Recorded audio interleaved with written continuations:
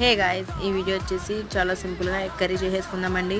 ఇప్పుడు already schools ఇవన్నీ opens అయిపోయినాయి కదా, అందుకే చాలా సింపుల్గా చూపించేస్తున్నాను. ఎగ్స్ ఉడకపట్టే అవసరం లేదు, అవసరం లేదు, ఏం చేయవసరం లేదు.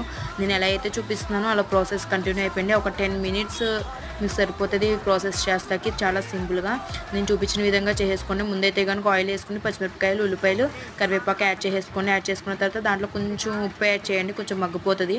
మగ్గిన తర్వాత దాంట్లోనే అలాగే కొంచెం పసుపు, అల్లం వెల్లిపాయ పేస్ట్ వేసేసి మగ్గిపించిన తర్వాత కొంచెం కారం వేసేయండి. కారం వేసేసిన తర్వాత దాంట్లో కొంచెం వాటర్ వేసేసి, ఇది కర్రీ అండి, వాటర్ చూసుకుని వేసుకోండి, యాడ్ చేసుకోండి.